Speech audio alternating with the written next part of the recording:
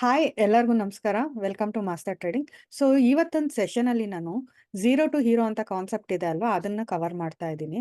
So ತುಂಬ videos ಎಲ್ಲ ಹಾಕ್ತಾ ಇರ್ತಾರೆ, ಮತ್ತೆ ಟಿಪ್ಸ್ ಕೊಡೋರು ಕೂಡ ಪ್ರತಿ ಎಕ್ಸ್ಪೈರಿ ಟೈಮಲ್ಲೂ how to become zero to hero ಅಂತ ಕಾನ್ಸೆಪ್ಟ್ ಹೇಳಿ ಟಿಪ್ಸ್ ಕೊಡ್ತಾರೆ. ಓಕೆ, ಸೊ ಅದ್ರ ಬಗ್ಗೆ ನಾನು ಇಲ್ಲಿ ವಿವರಿಸ್ತಾ ಇದ್ದೀನಿ.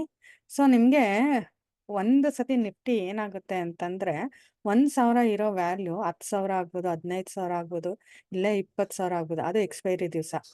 ಸೊ ಇದನ್ನ ನೀವು ಗಮನಿಸಿದ್ದೀರಾ? ಎಲ್ಲ ಗುರುವಾರ ಬರಲ್ಲ.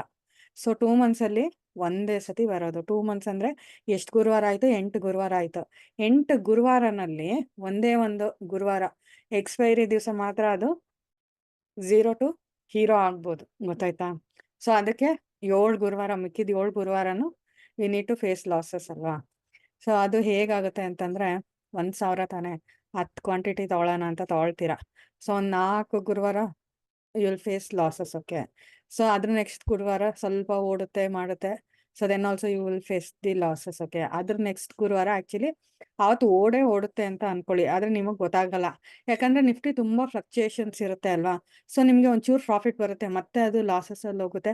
ಆವಾಗ ನಿಮ್ಮ ಮನ್ಸು ಏನು ಲಾಸಸ್ ಅಲ್ಲಿ ಹೋದಾಗ ಅಯ್ಯೋ ನನಗೆ ಒಂಚೂರು ಪ್ರಾಫಿಟ್ ಬಂದರೆ ಸಾಕು, ಕ್ಲೋಸ್ ಮಾಡಿಬಿಡೋಣ ಅಂತ ಪ್ರಾಫಿಟ್ ಬರುತ್ತೆ, ಕ್ಲೋಸ್ ಮಾಡ್ತೀರಾ. ಮತ್ತೆ ಅದು ಇನ್ನೊಂಚೂರು ಮೇಲೆ ಹೋಗುತ್ತೆ, ಅಯ್ಯೋ ಇವತ್ತು ಮೇಲೆ ಹೋಗುತ್ತೆ ಅಂತ ಹಾಕ್ತೀರಾ.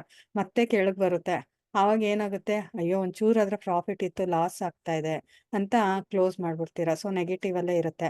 ಸೊ ಹಾಕಿ ಟ್ರೇಡ್ ತೊಗೊಳ್ತೀರಾ, ಟ್ರೇಡ್ ಕ್ಲೋಸ್ ಮಾಡ್ತೀರಾ, ಮಾಡಿ ಮಾಡಿ ಮಾಡಿ ಅದು ನಿಮ್ಮದು ಬ್ರೋಕ್ರೇಜು ಜಾಸ್ತಿ ಆಗುತ್ತೆ. So you couldn't able to make profit. ಆ ಝೀರೋ ಟು ಹೀರೋ ದಿವಸನೂ ನೀವು ಪ್ರಾಫಿಟ್ ಮಾಡೋಕ್ಕಾಗಲ್ಲ.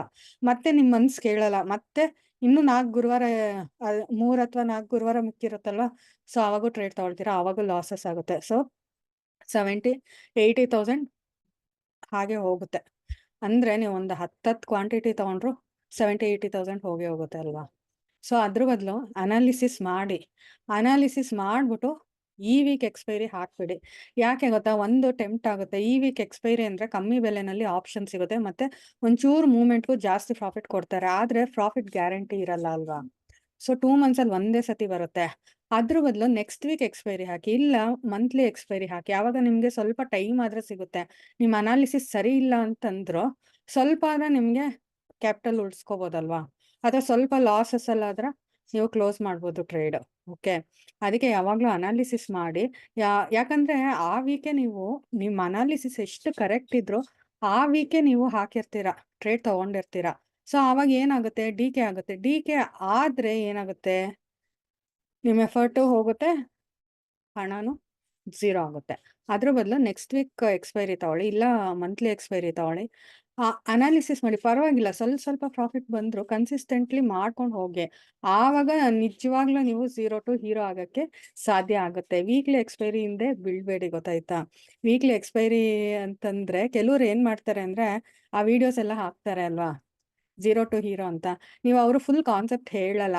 ಕೆಲವರು ಆಪ್ಷನ್ ಸೆಲ್ಲಿಂಗ್ ಅಂತ ಮಾಡ್ತಾರೆ, ಅದರಲ್ಲಿ ಹೆಡ್ಜಿಂಗ್ ಮಾಡಿರ್ತಾರೆ ಅವರು.